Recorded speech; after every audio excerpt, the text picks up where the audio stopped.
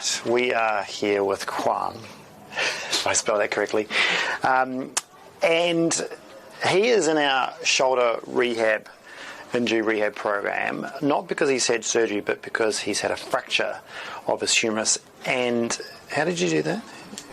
Skiing. Another skiing accident. There's many skiing accidents, falling on your shoulder. And he's a good skier, but yeah, these things happen. He has fractured his humerus, so he's had a massive, big fracture on the side. So he's landed on his shoulder, and he's sliced off a piece of the humerus. But amazingly, he went straight into a sling, and it's reattached, and he had no surgery. It's remarkable. So that's really good.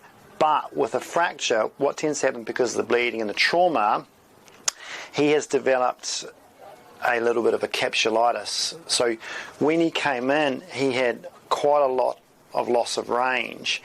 And so the whole capsule, if you imagine the joint, the ball and the socket, the whole capsule is tightened up, so he's lost range everywhere. So with physio, because the fracture is healed, he's come in, it's healed, it was 6 weeks, it is healed. He goes into our program, obviously with no surgery, but he's had a long time of healing, so he can start early into the exercises, but he is restricted by range. So we can't advance him until we get his range a little bit better, until he gets his range a little bit better. So if I show you with his left arm, because this is a good one, this is his normal range, right? He's got really good flexion, okay? His external rotation, lovely. All right, so that's your normal external rotation. He's just past 90 degrees there. He's got full flexion, no problems, okay? There's no jamming, it's great. If you look at this one, when he comes up, now he's improved. He's been with us for a couple of weeks, so he's improved pretty well. But he gets to this point here, and it just sort of stops, okay? So what's happening is he's running out of range in the joint, so the joint is getting jammed because the tightness of the capsule is holding him too stiffly. So when he comes up, instead of gliding through and the ball rolling through the socket and the scapula moving correctly, he's getting to the point where it just jams and it just sort of blocks. Now if I push him any further, I'm just going to make him wince in his face. So if I push him too hard, he's going to squash his rotator cuff and all the soft tissues and jam them and get impingement. So he's technically got impingement when we push him up there. So with this one, we're getting him doing, the pole, he's doing flexion, he's doing external rotation, he's doing the wall, he's doing all the exercises, but if he pushes this too hard to try and get range, if he gets in there and jams it, he's just jamming the joint. So he's got to work, and what we've been doing is working up to his limit. So getting him to work up to his limit, and as he works up to his limit, he'll find every week that limit increases a little bit more, and so he works on that. So it's very crucial at this point that if you've got this problem, you don't go and try and get as much range as you can out of it, because they end up inflaming the joint and making things worse. Same with lateral rotation. Now, to get his flexion and his abduction, we need lateral rotation. Now, at the moment, when he's in abduction here, and this is the impingement position, he's got lateral rotation of about there. And you saw on his other shoulder here at about 90. So we need to get that full range before he even thinks about doing things overhead, and he needs this to get over his head anyway. Because as he rolls up, if he's blocked there, he'll just roll up through there. You see that? He didn't like that. So we've got to make sure that when he does his exercise, he works in the range that's not sore. So his circumduction type work needs to be in there. And the more exercises I do, the weeks that go on, the looser he will get. But I'm pretty sure he's got a bit of a capsulitis there. So my job is to stretch that out. So we've been working on going this way and loading him up, which he doesn't mind at all. So when I can load him up into there, put his ball back in the socket, stretch his capsule out, I'm taking him away from that impingement. So I can then rotate him back a little bit further now. You see that? Okay, whereas before, if he just does it by himself, he's not getting very far. So if I can glide him back, we can actually stretch. See that? I can actually stretch in the session. So this is how we're getting him more range, is by, seeing the physio. So this is why we get people to check in with their physio and actually get some treatment during their program, especially post-surgical and post-fracture and post-dislocation, is because they need a little bit of hands-on work to stretch out the joint and get that moving. You can see I'm working pretty hard here. But it's nice and safe for me to do this because he's not injured at the back there, okay? The fracture's healed. It's just soft tissue tightness. So the pain that he's getting is not from injury. It's not from damage. It's because his joint is getting jammed and his rotator cuff and bursa and soft tissues are getting jammed. And if he keeps hammering that, yeah, he'll end up with another injury.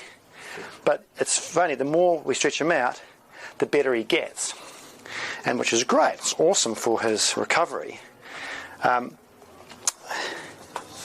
So he's doing quite well. Now, again, we'll get in here and stretch this out. Now, obviously, when you've had post-surgery, we go a little bit lighter, so I can get into him quite a bit because I'm not worried about any tissues that have been damaged. I'm not worried about any surgery that has happened.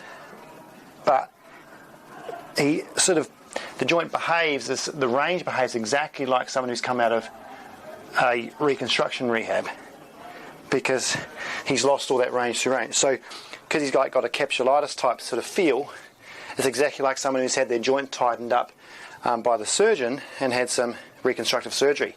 So it's exactly the same. So it follows the same guideline, the same time frame as post-surgical would, which is good. We just keep him in a guideline. He gets a bit frustrated because he wants to do, like he's almost stronger than he is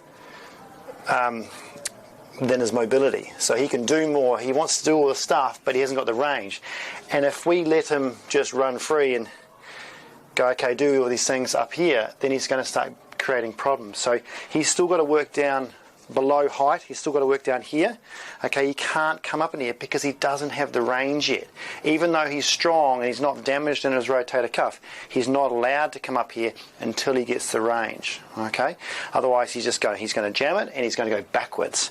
And that's the frustrating thing about this, is you've got to sort of behave yourself and stay in that time frame and things will get better. So what we'll do is have a look at his range. I'll show his movement problem range and why we don't want to do things overhead just yet, especially in this week, because of what will happen to his joint and his rotator cuff if he does that. Yeah, that's looking good. Right, Juan, do you want to have a stand facing that way? Yeah. So, if we look at his movement here, if you can see me. So, Sam stand up tall. I've seen, okay, it's the right shoulder. And so what I want you to do is go forward and up for me, all the way to the top. Okay, and then slowly down for me. Good, way you go again. All the way up. Now, so you can see what's happening here. See, he's working really hard in his upper trap because his brain is trying to get his shoulder up because he's running out of range here. So you can see how this one's working way harder. And his shoulder blade is working not too bad. He still has to do all the shoulder exercises as far as scapular control and activation. Come down again for me. But what happens is if his shoulder blade's here and his ball's here, all right, he's coming up, he just runs out of range. Now what's going to happen, if he tries to go above his head all the time, he's going to hit the roof of the shoulder and he's going to cause impingement. And the only way he's going to get high is he's just going to force it and jam it to come up. Okay, and he's going to use this upper trap here to lift the shoulder up. If his brain wants to say, I want your hand to go higher, he's not going to get it out of the joint because he doesn't have the range. So he's going to jam the joint and he's just going to lift his hand up by rotating his scapula. So if you go again for me, so from about there, he's jammed, all right, but this one isn't. So from that point, if you go up again, he's going to go jam, jam, jam, jam, jam, jam, all the way up. If he keeps going high, he's just going to lift the shoulder blade, but he's not going to get the nice movement of the shoulder like he does on this one. And you can't see that, but he can certainly feel that. But you've got to understand, what that feeling means and why, when you get that feeling, you can't go and push it, especially put load through your arm. Otherwise, you're going to jam the joint and get more and more impingement.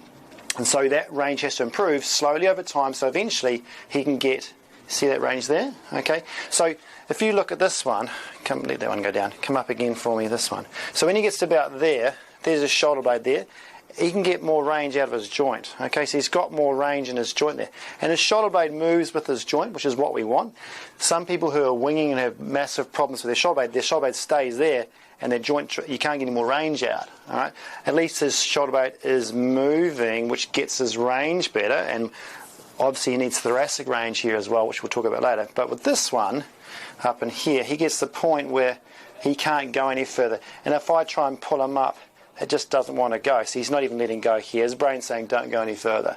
So very important that we get range out here slowly and not do things overhead or not do things above shoulder height until he's got enough range and until he passes the tests on that. Okay, but that's looking, yeah, it's on target, and we'll see what he's like in the next stage.